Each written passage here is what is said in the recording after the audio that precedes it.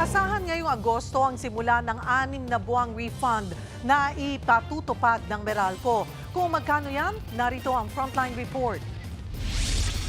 Mula halos 9,000 pesos noong Marso, halos dumoble sa 16,000 pesos ang electric bill nila Jose Francisco noong Hunyo. Partida raw, nagtitipid pa sila.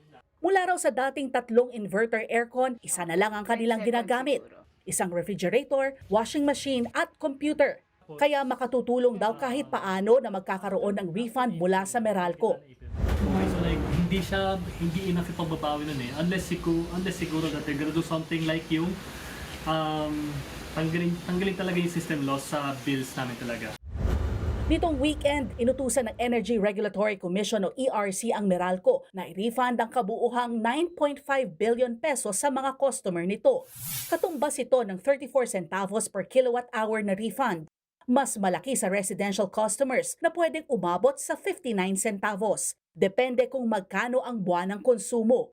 Kung kumukonsumo ng 200 kilowatt per hour ang isang bahay, 118 pesos ang aasahang refund kada buwan.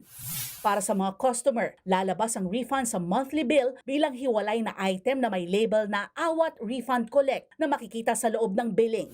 Suportado naman yan ng Meralco. Susunod daw agad sila sa direktiba ng ERC. Anila pa, sila mismo ang naghain ng 2 magkahiwalay na aplikasyon para sa naturang refund.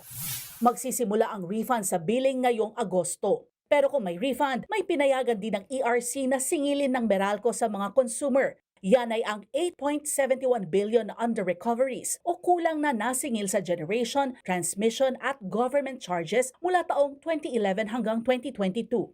Papatak ito ng 0.07 centavos per kilowatt hour at sisingilin nila sa loob ng 36 months. Mas malaki pa rin naman ang refund, pero ayon sa alyansa ng mamamayan laban sa mataas na kuryente, kulang pa yan. Parang laban-bawi lang ang nangyari, mas mahaba pa yung pagbabayad ng refund kaysa doon sa instruction ng ERC para makolekta yung underpayment daw ng mga consumer natin. Dapat daw busisiin mabuti kung paano aalisin o babawasan ang system loss na binanggit ni Pangulong Bongbong Marcos sa kanyang ika-5 SONA.